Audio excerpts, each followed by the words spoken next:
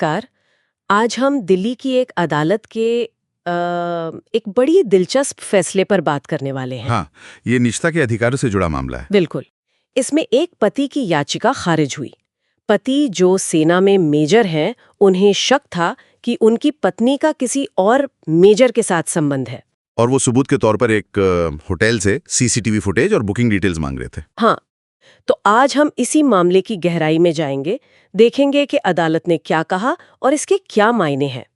तो पहली नजर में देखें तो मामला सीधा लगता है। एक पति हैं, उन्हें शक है, वो सबूत चाहते हैं होटल से।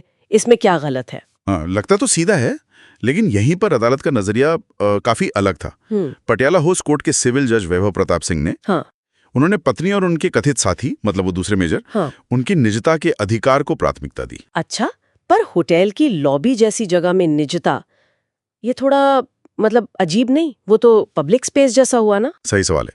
देखिए, अदालत ने ये माना कि होटल के जो कॉमन एरिया हैं, वहां भी किसी तीसरे पक्ष के खिलाफ निजता का अधिकार बनता है। तीसरे पक्ष के खिलाफ मतलब पति के खिलाफ, खासकर तब जब पति का वहां मौजूद होना या जानकारी मांगना किसी कानूनी अधिकार के तहत नहीं था, वो बस शक की बिना पर मांग रहे थे। और यही बात बुकिंग की जानकारी पर भी लागू होती है।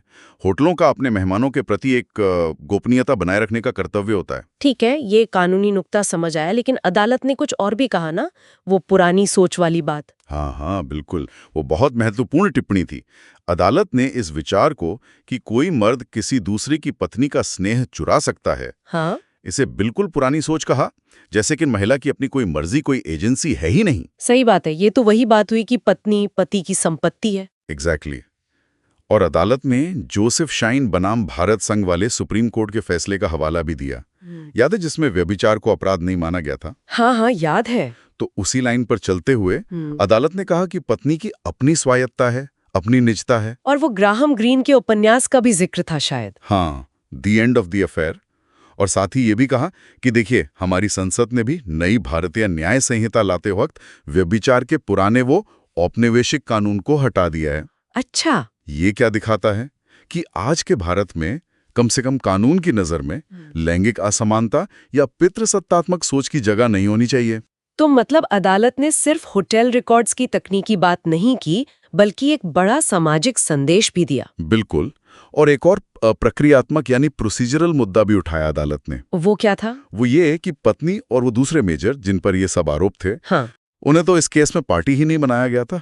मतलब उनसे पूछा ही नहीं गया, उनका पक्ष सुना ही नहीं गया। अरे, ये कैसे हो सकता है?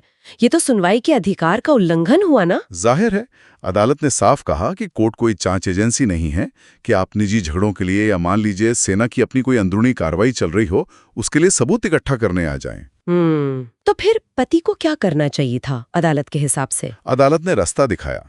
कहा कि अगर आपको शिकायत है तो सेना का अपना कानून है, आर्मी एक्ट 1950, उसके नियम हैं, आप उसके तहत जाइए, शिकायत दर्ज कीजिए, सबूत पेश कीजिए। अच्छा, मतलब सही प्रक्रिया फॉलो करें। हाँ, सिविल कोर्ट का इस्तेमाल ऐसे सबूत जुटाने के लिए नहीं किया जा सकता।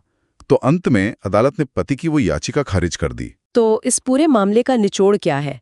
पहली बात तो ये कि होटल जैसी जगहों पर भी, यहाँ तक कि कॉमन एरिया में भी, हमारी प्राइवेसी मायने रखती है। हाँ, किसी बाहरी व्यक्ति के हस्तक्षेप से तो बिल्कुल।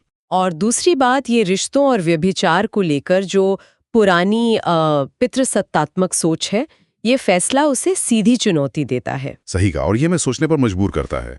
आज का जो डिजिटल जमाना है, जहां एक दूसरे पर नजर रखना, ट्रैक करना कितना आसान हो गया है, निजी रिश्तों में भी। तो ऐसे में शक और निजता के बीच वो सही संतुलन कैसे बने? बहुत बड़ा सवाल है ये। कि हमारे मौजूदा कानून इस तरह की मॉडर्न निगरानी, खासकर निजी विवादों में, उससे निपटने के लिए काफी हैं? इस पर बाकी सोचने की जरूरत है।